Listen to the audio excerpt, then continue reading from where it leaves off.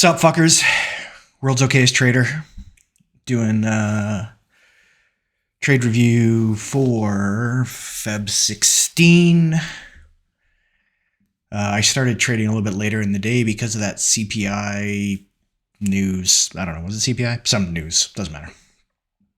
All we know is there was a news event, so I don't trade news. Yeah. So in and around 8:30, here was the news spike down. So I was following this channel. I drew that afterwards. I actually started looking around 9:30. So drew that channel afterwards, thinking that this down channel was going to get a new extreme, which eventually it did. So there's the break. This second entry short, not taking because it's above the EMA, kind of consolidated. We finally get that push up and we're starting to work this channel down.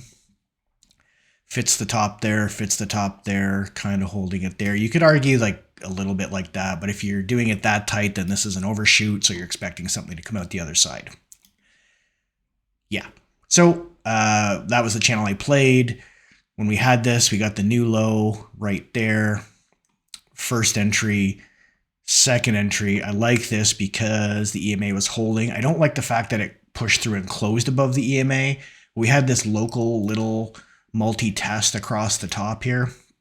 So when it stopped there and shot down, that's when I put my stop in to put my order in there, and it just took off, which was nice.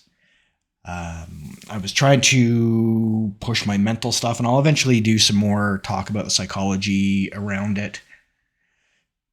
Because honestly, once you start trading like this, you're going to uncover all your money demons and your ego and the mental game. Like, honestly, the technical side of all of this is fairly straightforward. Here's a channel down. Here's a break. It's going to get a new low. Enter it at the EMA. Like, very straightforward, but it's all the mental game. So anyway, I've been trying to push myself outside my comfort zone a little just to get used to trading a larger position size. So I was stressing here when it ticked in and reversed up on me. I was like, oh God. But trade the plan the trade the plan, blah, blah, blah. Insert some trading analogy there. And that took down. So we did get the new low for this channel. I took off profit. I didn't hit the bottom. I took it when it started to retrace back up here. That's when I took my break. I just had to reset mentally because that was a little stressful. Yes, it was a positive win, but there was stress on the increased position side. So went and got a coffee because nothing calms your nerves like coffee. And speaking of coffee, today's episode is sponsored by coffee, or is brought to you by coffee, as most of my days are brought to you by coffee. So now we've got this push down. Looking in here for this channel upwards. I was playing this smaller channel first. I didn't develop this larger channel until we got up here. So this channel here was going to be looking for a new high. We ended up in this little range. At first, I wasn't really looking at it because these are such large bars up and down, but the range was nice. This bar closed in the lower part of that range. Nice, strong bull bar. Yeah, it's congested. It's below the EMA, but thinking that this range is going to go, and it did, which was nice. So there was out for a scalp. Here's the new extreme that we got from that high. When this started hitting here and then another little up and down range, I made this channel. And after that, there's really no place to enter on the way up here. Like, we got some second entries and stuff that's just so far from the EMA. It's not near a key entry point down here. Like, for us to get a second entry, now this double top, so I always reset the count on a double top like that. Some don't, but there's clearly two legs here. So that was probably a mental error about taking this trade. Like, these are two distinct legs, right? Of approximately equal size. EMA keeps holding. In hindsight, as this is a visual second entry long, which is a little bit more of an advanced trade, that should have been taken, but what are you going to do? Except recognize it and learn and go from the other time. So maybe you could have popped in there, but even then, this was a middle of the range at the time. You don't know it's going to rocket all the way up there. But again, context, uptrend, EMA is holding 2 legs back to the EMA. Probably should have gone long, at least to the top of that range. And it did sort of stall there, and then it took off. But yeah, there's nothing really to enter. Here's the break of this large channel. We are eventually going to look for a new extreme. I was unsure of this range because it pushed so far down. We had negative news, I guess, over here. This pushed down. We've been down all day, but it did retrace quite a bit. So looking for a long here. This probably could have been a good failed second entry short. So there's the first entry, second entry short. It triggers this bar and then fails. It was at the bottom of the range. I don't even know if I was paying attention there or if I did it after the fact, but that could have been nice for future. There was really nothing here. There wasn't a breakout, like taking this second entry short at the bottom of the range. It's probably not a healthy range, so it might roll over, but it's still kind of, EMA is kind of in the middle of those bars. Not going to be taking that.